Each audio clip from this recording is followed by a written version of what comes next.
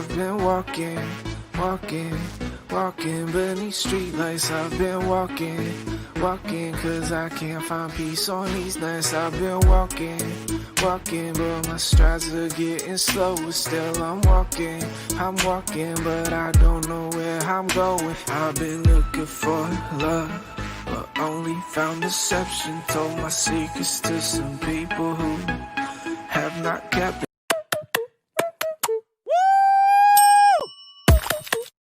Y'all ready for this? Yeah.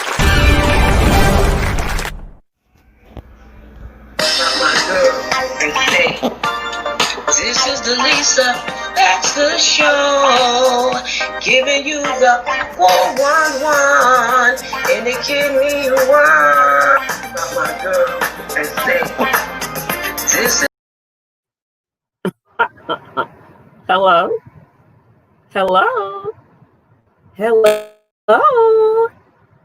This is the kidney hotline. Hello. The kidney emergency hotline. Hello. Oh, you have problems with your high blood pressure? Are you? Huh? Yeah, are you? Well, if you are, that wasn't you eating that fast food, was it? Oh, I'm sorry. I'm not supposed to say that. I'm on the job. Talk to your primary. Talk to your nephrologist. I gotta get click. Hello. This is the hotline. Diabetes, did you say? Do you have any symptoms? Was that you eating that jelly donut? Huh? Was it? It probably was. What do you want me to do? You should have ate the right thing. Click. Hello. Hi. Hello. Yeah. Uh-huh. You think you're going to be on dialysis? What? That machine, the 3-hour thing? Oh, my God. No. Oh, I don't know what I would do if it was me. Oh, sorry. This is the hotline. Find out about your symptoms. Call one of those groups. Do something. Listen, I don't know. This is too stressful for me. I can't do it. They need that woman, that girl, that what's her name?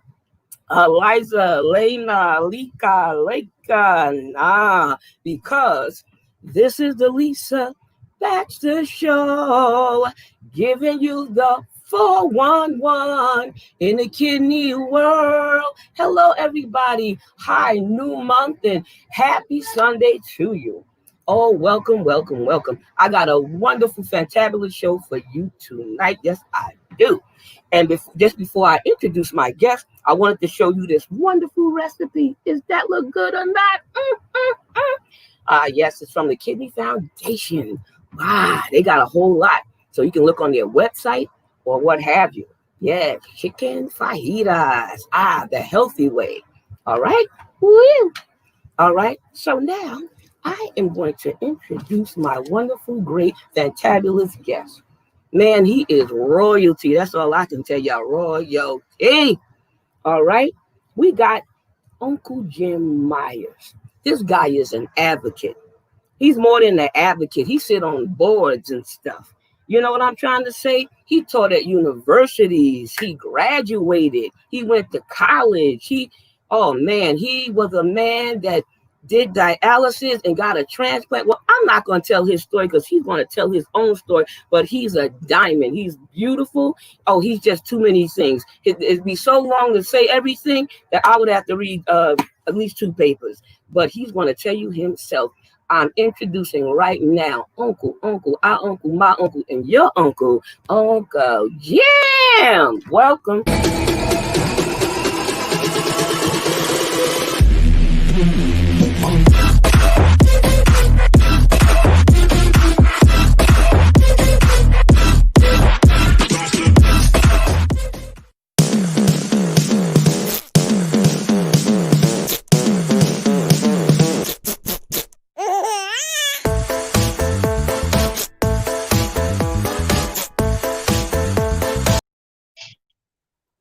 All right, Uncle. Welcome. How are you? I'm good. How are you, Lisa? I'm alive and kicking. I'm better that I see you here. Come on now. You royalty. Yes.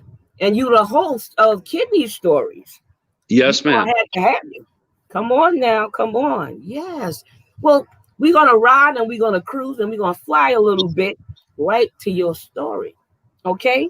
Now, before Okay. you start, what was some of the things that what kind of job did you have before you had to be on dialysis when you were working out, out in the I field? was a lawyer. I practiced trial law for over 20 years, mostly personal injury work, automobile accidents, workman's compensation, products liability, medical malpractice, things like that. Wow. Well, we got the right man on our side then. If you know law and everything, the kidney stuff is a cinch. So I know where to drive, to come, or to scoot over to. Now, how long did you hold this position? How long? Oh, I was a lawyer for over 20 years. I Okay. graduated from law school in 1979, Valparaiso University School of Law here in Indiana. Oh, okay. All right. So you like that position, in other words. I I 20 did. It years, you was. had to love it. I'm sorry, I didn't hear. 20 years, you had to love it. You felt something. Yeah, yeah. It seemed like a good idea at the time, Lisa. Oh, okay. Wonderful, wonderful. Okay. Um, I'm gonna go into your kidney story, and then I'll go into your job that you Okay. have, that you possess, with the kidney, different kidney spots. Okay. So Okay. tell us a little something about your kidney journey, sir. All right. I was practicing law. I was 25 at the time.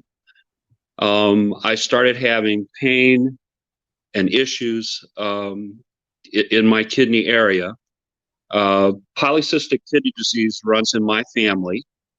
5 members of my family had it, including my dad. So I knew right away that I should probably talk to a nephrologist. I talked to my private doctor. He referred me to a nephrologist in Indianapolis, a guy named Dr. Hellman from IU Health. I was diagnosed with polycystic kidney disease. They put me on high blood pressure medication. They put me on a kidney diet. I followed that and visits with them every 6 months or so for a long period of time. I ended up on dialysis at the age of 58. I was on dialysis for a period of 4 years. And then I had a kidney transplant at the age of 62 in 2016. And I've been a happy kidney transplant, fortunate kidney transplant patient ever since. So that's my kidney story in a nutshell. Wow, impressive. I had all kinds of I'm not sure how far you want to get into this, Lisa. I had all kinds of personal things that happened to me. I lost my marriage. I lost my home. I could no longer practice law. I couldn't keep up with the court appointments, that kind of thing. So I usually don't talk about those things when I speak now, because I'm trying to encourage people. I'm trying to lift people up. When I do my show, I usually don't talk about loss so much, but that was a part of it. I don't want people to think that I just sort of floated through this unscathed, Yeah, because yeah. that would not Some be people will truthful. think that. Yeah, I know. Polycystic kidney disease run in my family as well. I did get it from my father as well. 6 of my siblings been on dialysis. My 2 aunts, my uncle, my mother-in-law. I did 12 years of dialysis myself, 4 years transplanted. But Wow. along in there, a lot of hell broke loose. So sometimes, the only reason why sometimes you share the hell, because now they see the way you look now and you're in victory. But they have to know how you got there sometime. And if you want to Right. be private, there's nothing wrong with being private. But if you're able to tell a little something, that'll give them some hope. Because if they think you skated along, they think it's easy. And when they get on dialysis, they wonder why it's not easy for them. But half Right. of us been through hell and back. I don't really know anybody that skated through it or was easy, but If they are, I like to shake their hand. I like to meet them, give them a high five or something, a hug, a kiss, and a prayer. How about that? Yeah, it's not the normal course of events. In a way, I was fortunate because kidney disease runs in my family. The way this normally happens, Lisa, is, the individual doesn't feel well. You go to the hospital, they discover that you have issues with your kidney. They put a catheter in, and the next day you're on dialysis. You sort of fell out of bed and didn't realize you were sick, but you really have been sick for a period of years. Well, I got a physical every year and what have you, but I didn't find out until I was going to marry my husband, and we had the blood test, and they started, seeing things within that. And then they sent the report, and my husband was my fiance, and he opened it up and he saw it, you know what I mean? So I told him, run if you got to run. I don't know what this means. So if you want to take off and run, I didn't want him to run, but he didn't run. And he said, I believe God. I just needed to hear him say that. He said it. I already believed him. And we went through that journey together. His journey good. and mine. He had a cancer journey, and I had that. But we started out well for a good number of years before we started breaking down. Right. Yes. I know that's very difficult. I kind of went through my journey by myself. I have a son that held my hand a little bit, and there was a woman on dialysis. Her name was Maureen O'Brien. Maureen definitely held my hand quite a bit when I was on dialysis. So I did have some help along the way. But as far as family was concerned, most of my family was gone. So, I was on my own quite a bit. So I understand the loneliness that comes with it. Well, you get another family along with it. My church family is one family. The kidney family is a whole nother world of family. And you got people that sometimes treat you a little more, just as good as your blood family treats you. So you got us now, so you don't have to go through nothing ever again. No, I know that. I've been very lucky. I have very, very good friends. I have very, very good kidney friends, and a lot of them are watching tonight. I keep seeing their names flash up on the screen. So, wow. Well, you're doing better than me. I should have my reading glasses on. I'd probably see more, but then I'll be going like this and everything, scaring everybody and shaking them up. Now, you sit on boards and stuff. Tell me about some of your kidney jobs, what you volunteer doing, because I'm very impressed.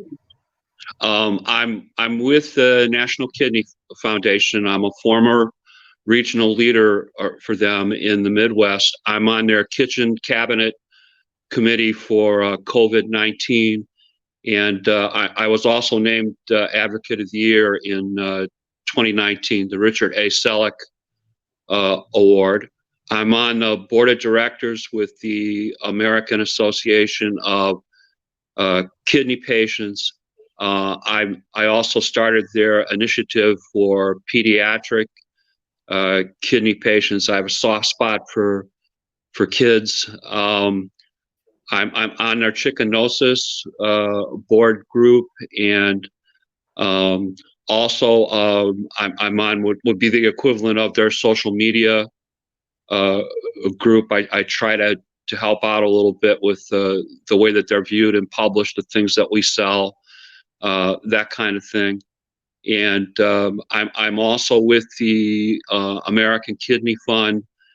I'm just an advocate for them. We're doing a fundraiser lately to raise money to honor the 37 million of us that are kidney patients. It's a walk-based fundraiser, and I hope if you see me out walking a little bit this August, we're trying to get 37 miles in 1 month, a mile for each kidney patient, that you'll be kind enough to contribute. The money goes directly to the American Kidney Fund. I'm not interested in money. They donate 97 cents of every buck to kidney patients in need. For example, they have a coronavirus fund. They have an emergency weather fund. They have a fund for people that have financial issues with transplant. They have a fund for people that have financial issues with dialysis. So they're good folks, and I'm pleased to be working with them. And also, I'm with Chronic Disease Coalition. In July, we just celebrated Chronic Disease Month. That's a whole group. I'm learning a lot from that, Lisa. That's a whole group of people that have disabilities and not just kidney disease, but many other things. And I've learned quite a bit from my fellow ambassadors, and we try to do things overall for the disabled population. For example, we're on the Hill, and we're pounding the pavement a little bit for surprise medical bills. For example, we think that your bill should be disclosed in full before the time that you obtain the service, for example. So I work with them. There are many other groups that I work with. I'm not real good at saying no. So pretty generally, if I'm asked, I try to make a contribution. My friends at Get Loud for Kidneys, my friend Ashley Somix is an example of someone that I've worked with to try and raise awareness for testing, early treatment, early detection, trying to lessen the effects of kidney disease.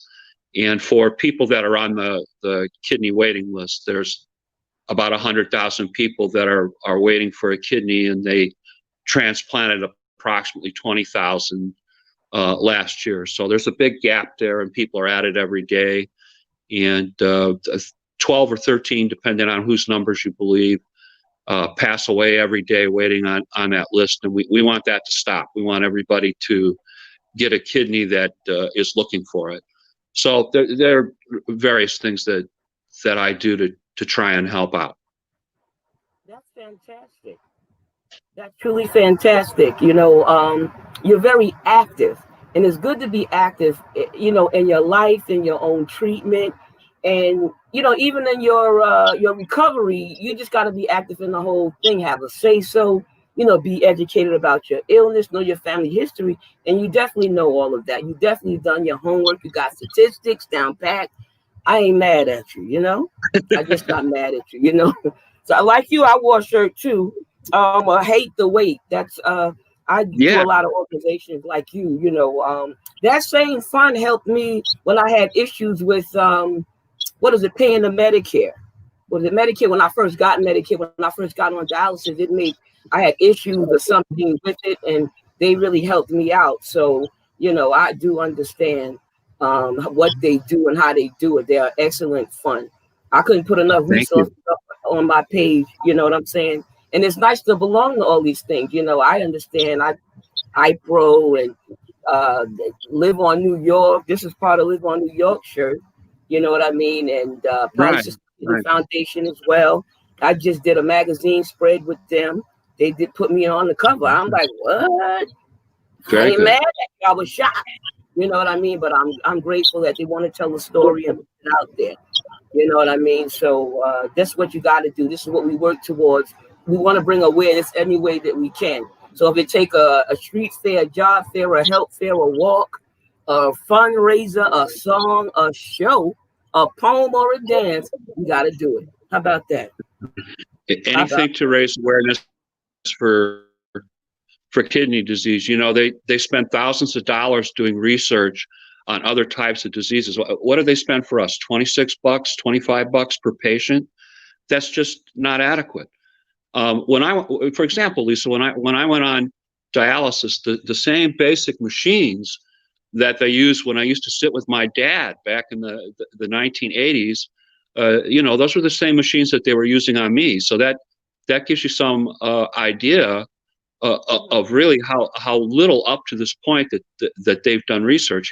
Independent groups like Kidney X, for example, are trying to get us more up to speed. But really, I'm very happy to hear that you do the number of things that you do to raise awareness for kidney disease and kidney patients, because we're the ninth leading killer in the United States from diseases, you know, we deserve to be heard.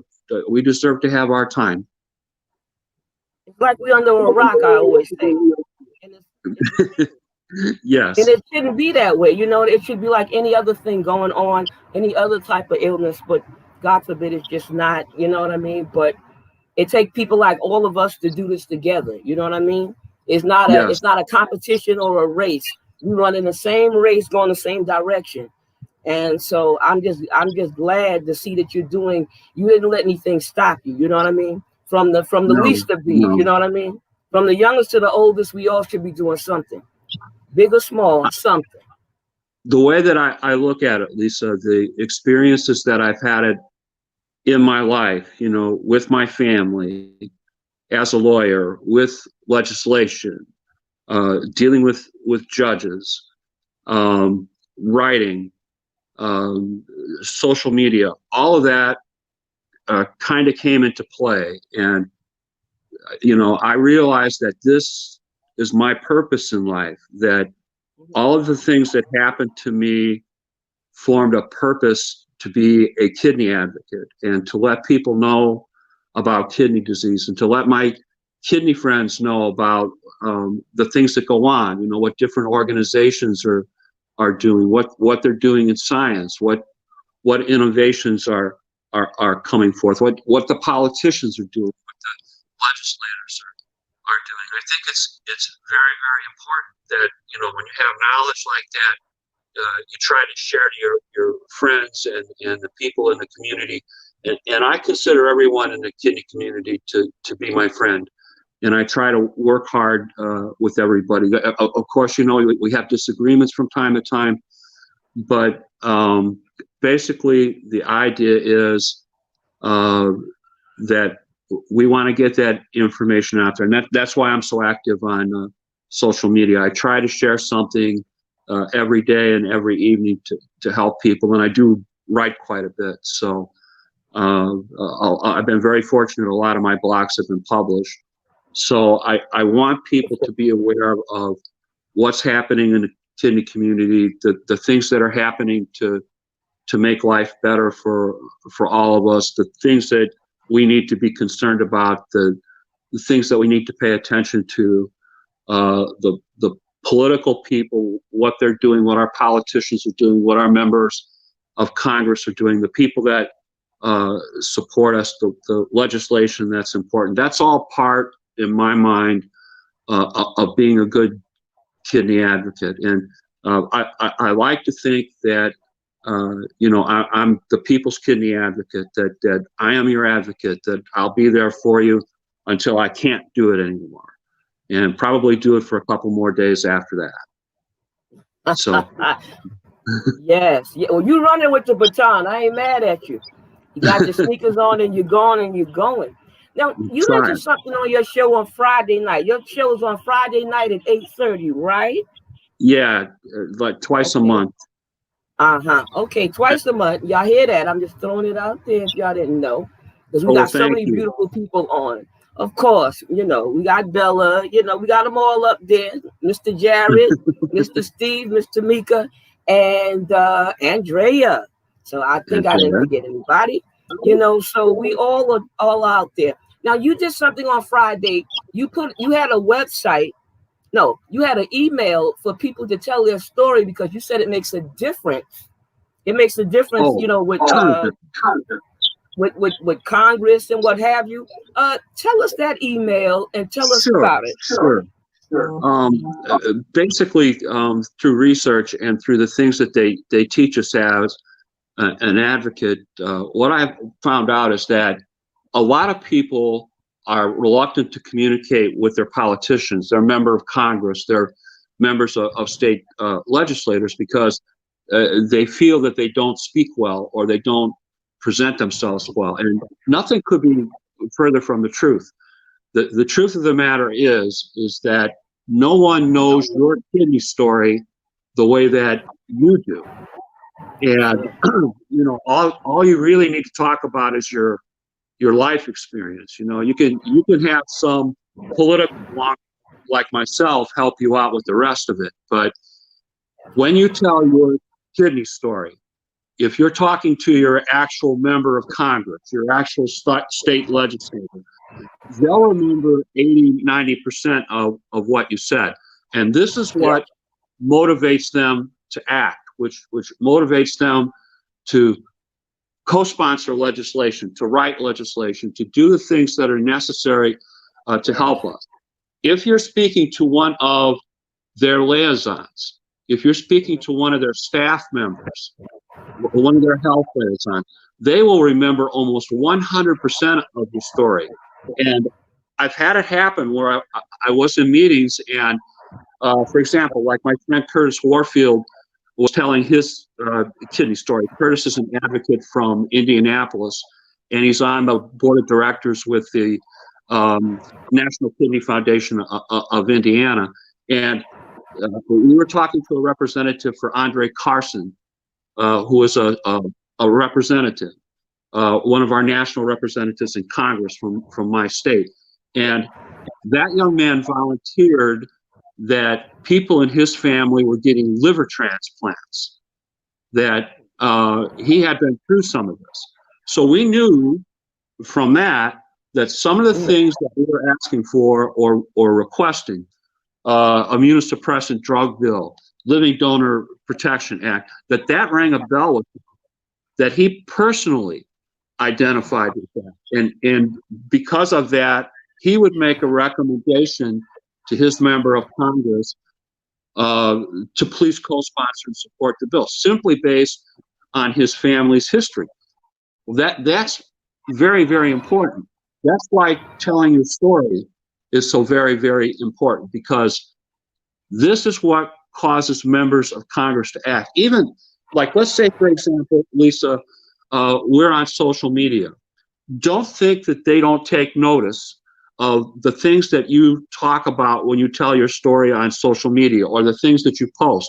If they begin to receive posts, a certain number of minimum posts on a topic, that goes right to the top of the things that they're going to be concerned about. So let's say that they receive 20, 30 posts about the immunosuppressant drug bill.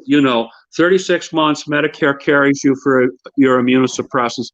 After that, you either have to have insurance or you're on your own. So the things that maintain your transplanted organ, the things that maintain your transplanted kidney, they stop paying for that after 36 months. And it's about $2,400 a month, maybe $24,000 a year. You end up going back on dialysis if your kidney rejects. That's $100,000. So there's a big price difference there, right? But when they start to see you posting on social media, when they start receiving these posts on Twitter, or you post to their Twitter account, or you write them a letter, or you send one of those form letters from the National Kidney Foundation, or the AAKP, or the AKF, or the Chronic Disease Coalition, all examples of groups that support that. All of a sudden, that goes on the top of their radar. That's like, whoa, we got to start paying attention to this. Constituents are concerned about this. And then when they see that the COB, the people that rate how much things are going to cost in terms of legislation, when they see that they can save maybe $70 million over a period of 10 years, then all of a sudden they're all in. Even the people that have been telling us for years, we don't want to do this, we're not interested in this. This legislation, by the way, Lisa, has been pending for 20 years in Congress. Now, all of a sudden, because the Central Budgeting Office said we can save money, we can save the taxpayers' money, we can save Medicare money, a lot of money over a period of 10 years by simply keeping people on their transplant. Then all of a sudden it becomes important. You see how that works, right? So the liaison hears it, the member hears it, they start seeing it on social media. All of a sudden it becomes important to them. Why is that? Because we vote, okay? The kidney community votes. There's quite a few of us out there, right? Yes, we are. There's 37 to 40 million, maybe as much as 90 million of us that have chronic kidney disease out there. We vote. We're an important constituency. So Wow. Yes. they start to listen to us now, right? Because they Right. know Right. they know in November we're going to the polls. What happened in the midterms? Healthcare Yes. was Yes. the biggest issue. Healthcare was the biggest issue. If you ignored healthcare, you didn't get reelected. Period. I know that's right. Now, Now Uncle, they're starting to pay attention. Uncle, you ain't wrong, Uncle. I love your drive. But Mr. Belcher got a show at 9 o'clock. You know I can go on all night. Me and you both can go on all night.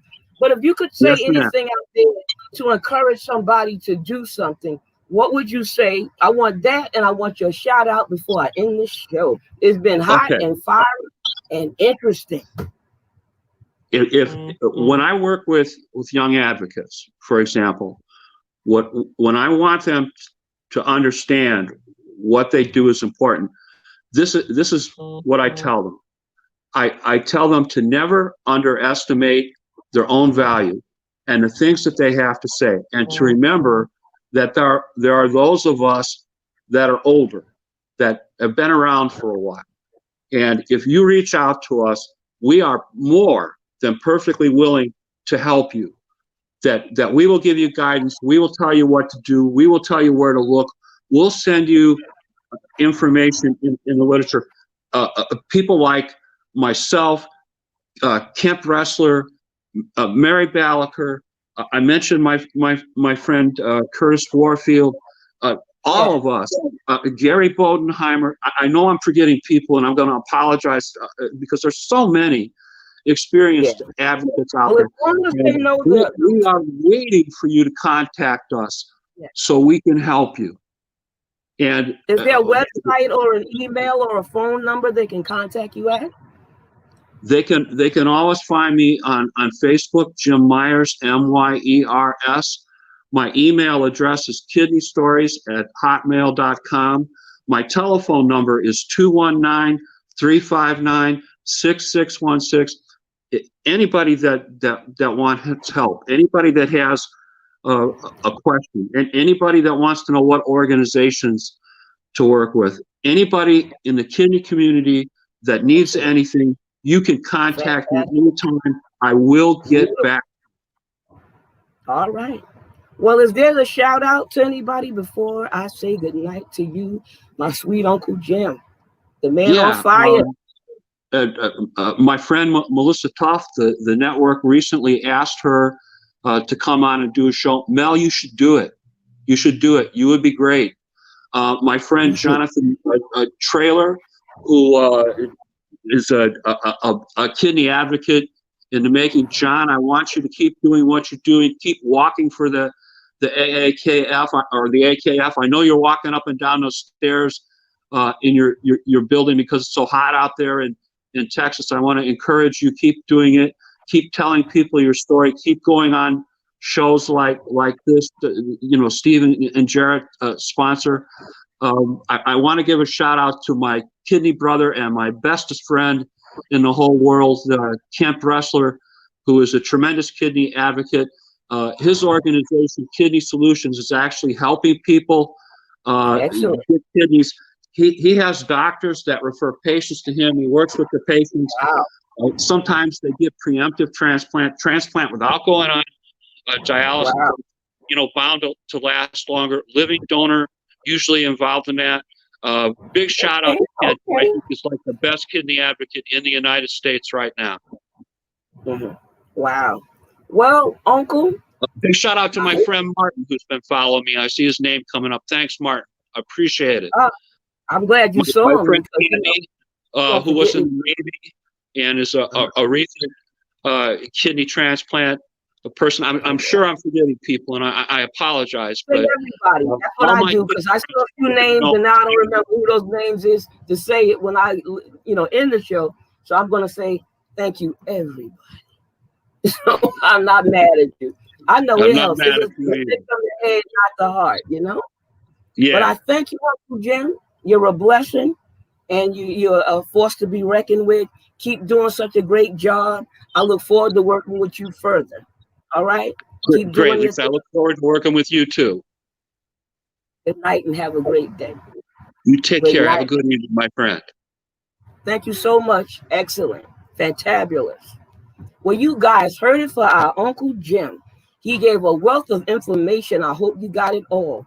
Again, thank you for supporting, sharing, praying, and loving on us. Have a beautiful night and a beautiful evening. Good night. Farewell. Next week. See ya. Peace.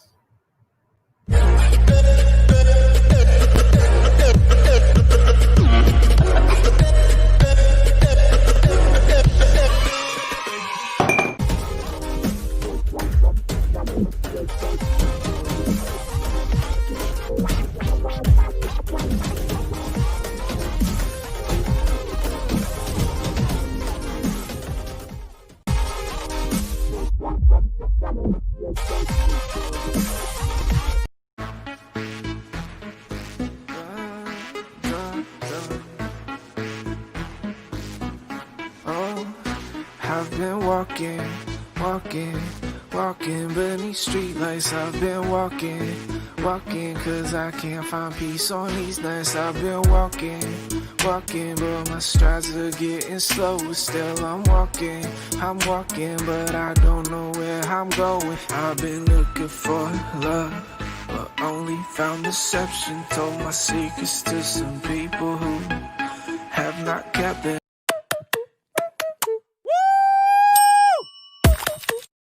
Y'all ready for this? Yeah. My girl, and say, this is the Lisa Baxter Show, giving you the 411 and the kidney one. My girl, and say, this is